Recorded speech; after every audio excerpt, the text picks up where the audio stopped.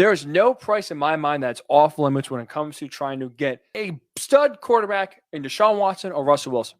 When we're talking about guys like DeShaun Watson, we're talking about Russell Wilson, even Aaron Rodgers, if he was to end up on the trade market, we know what they are. There's no questions of, can this guy get our team to a Super Bowl? Is this guy elite? Is he a top 5 quarterback? Can he elevate his game to be like Patrick Mahomes, or can he keep up in a game that has Patrick Mahomes? Do we have a chance if we have DeShaun Watson or Russell Wilson or Aaron Rodgers, if we're going up against the Chiefs or the Buccaneers or the Saints? That answer is yes. That answer is 100% yes.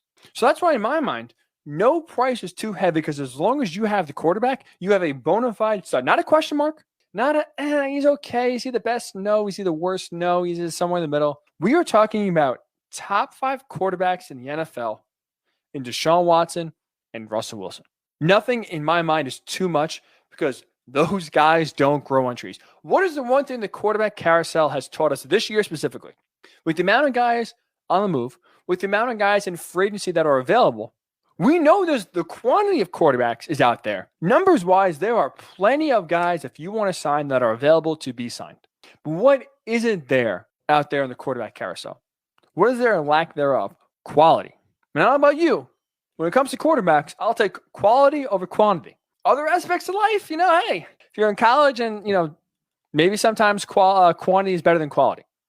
Plenty of areas where quantity is greater than quality. But not when it comes to franchise quarterbacks. Not when it comes to having the chance to acquire one of the best to ever do it. So that's why in my mind, because there's not a lot of guys out there, they don't grow on trees, because they are so hard to find. Think about it. This is a guarantee that you are getting. This is a guarantee that DeShaun Watson will come in there and be a top 5 quarterback. He had his best career season in Houston this past year with the worst possible supporting cast you could have for a great quarterback. Led the league in passing, career high in touchdown passes, career low in interceptions. Look who he's throwing the ball to. Look who he's handing the ball off to. Look who he's blocking from the offensive line.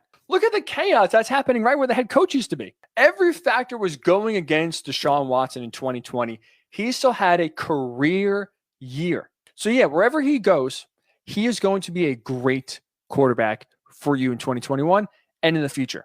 So when you have a guarantee, when you have the ability to acquire a known commodity, no price is too much. I said this before. I'll say it again.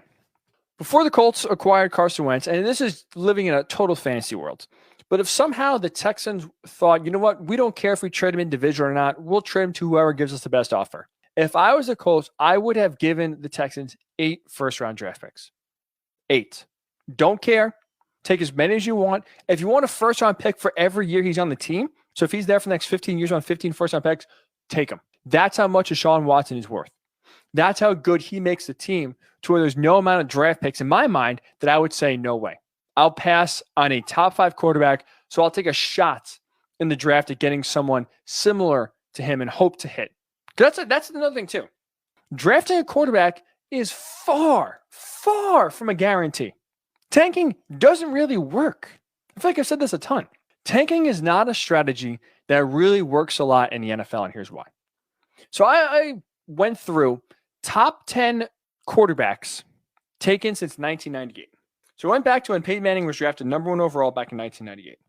38 quarterbacks were taken in the top 10 for when their teams didn't trade up. Right? Because that, for example, the Chiefs trade up to number 10 to draft Patrick Mahomes. I'm not counting that because the Chiefs were a very good team. They traded up. This is about teams who want to embrace tanking, that think the best way to do so is get as high a draft pick as possible, get the guy move forward. So teams that are in the top 10 of the draft that took a quarterback since 1998, 38 quarterbacks have been taken in the top 10 of teams that didn't trade up to get there.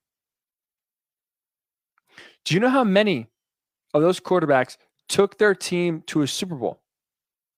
Their team that drafted them. 6. 6. 6 quarterbacks since 1998 taken in the top 10 have led their team to a Super Bowl. So I can't do any, much quick math. 6 divided by 38 is like less than 15%.